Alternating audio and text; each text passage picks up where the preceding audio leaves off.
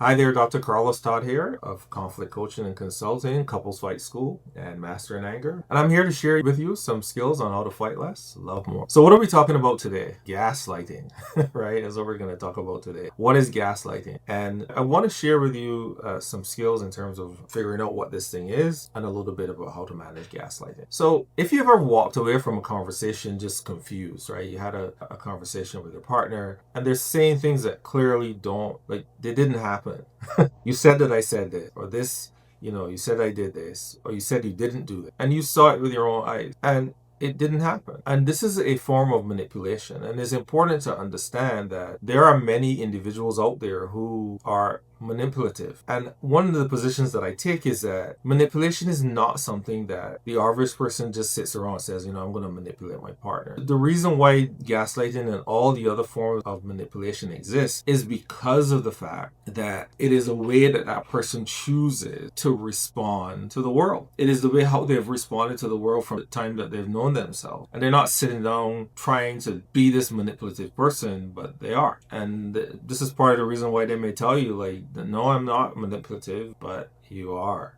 And so the strategy of saying that you're gaslighting me, in their minds, they're doing what they think is reality, but it's not. And they try to kind of reinforce this thing until it exhausts the other person. So I have seen and I've worked with thousands and thousands of couples over the years. And it's important to kind of understand that gaslighting is a real thing. And so what does this look like? Statements, for example, like, it never happened. I didn't do that. I didn't shout at you. I didn't call that person. That text chain that you see from Facebook or from Instagram, that wasn't me. And you clearly can see that that was the person. And you feel confused or even angry or annoyed because you know what you're seeing. You're too sensitive. Your feelings are not, it's not sensitive, it's real. But the person tells you you're too sensitive or you're being too sensitive. And the reality of it is that, no, you're not. You're overreacting. There are some things that are going to have a very strong response. And one of the things that, gaslighting tends to kind of occur with it when infidelity is found out. And I'll talk about that in other videos. But the idea that you're overreacting. Yes, there are times where people do overreact, but in the context of somebody who has historically been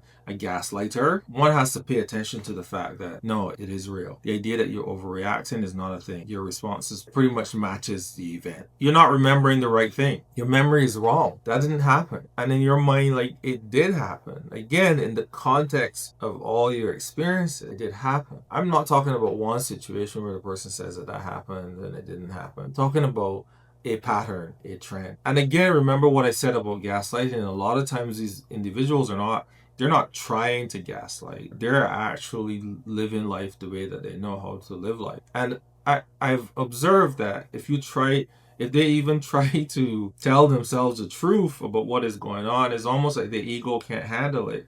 And that is another whole conversation too that we can have another time. But I think it's important to recognize that these statements that you see, and if they're a pattern over time, it is real. The impact of this stuff is real. So what is the impact of gaslighting is the question. Confusion, self-doubt, exhaustion, and a loss of confidence. You shrink. And for the gaslighter, this works for them because now they have the power to choose your reality, one, and to be able to act in a relationship in particular without any accountability. And it's confusing. And so sometimes you really, really have to recognize that the unfortunate power of gaslighting is to drain you of your self-respect, your sense of what is real, your sense of confidence, your sense of well-being. It is a very, very powerful, in not a good way, strategy. And so sometimes the only way out of it is to really get information from somebody else. Ask the question. Seek a therapist, a friend, someone that can help you do what we call reality testing. And so that's the impact. And why does this happen? And I've mentioned this again and again in this video. Gaslighting happens because it's not necessarily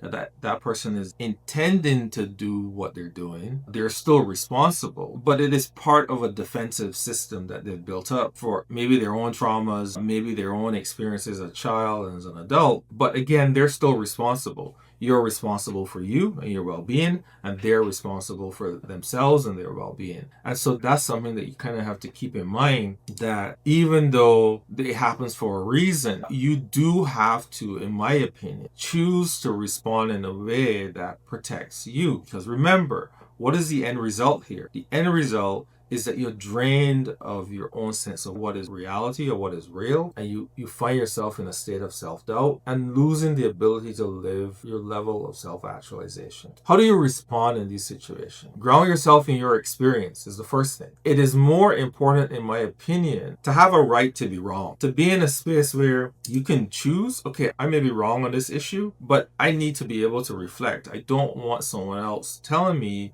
that I'm wrong and doing it in a way that it somehow diminishes my own sense of self and self-respect. And so ground yourself in your experience, right? Your understanding of your experience, and hopefully you can get into a relationship where you can dialogue with your partner and to find healthy ways to navigate. Document patterns, because sometimes you forget. Some people record conversations, some people write the conversations down, and you can see those patterns over time that tell you that there's something going on here that isn't really making a lot of sense. It's not really working very well. Set boundaries. I understand, like for example, I understand that you feel this way, but I need a little bit of time to reflect. I might be wrong in this situation, but give me some time to kind of think about what I'm, my perspective. Let me do some reality testing and see where I am. So being able to draw that line that says your experience is your experience, mine is mine. I need some time to reflect so I can come back to you. And a person who is not manipulative, they're going to say, okay, if you need some time or space to reflect, take that time. Avoid these circular arguments. What about this? What about that? One of the things that I tell people is that you want to frame a discussion about whatever the original issue was. If the original issue was we spent money on this thing and it shouldn't have happened, talk about that.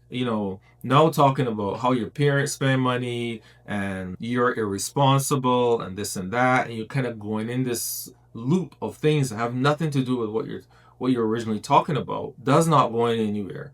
So being able to kind of stay in and focus on the original issue on what is it that needs to be done to address the original issue, that is a direction that you want to go. So I want you to grab a copy of my book, Fight Plan, the link below, because I talk about all things conflict related in that book. And part of what I do is talk a little bit about manipulation also, but just general strategies to get through conflict. So Fight Plan. In previous videos, I've talked about each letter in the title means something, the F, the I, the G, the A. And so I want to be able to share that with you. The book is in the link below. You take care, and remember, fight less, love more.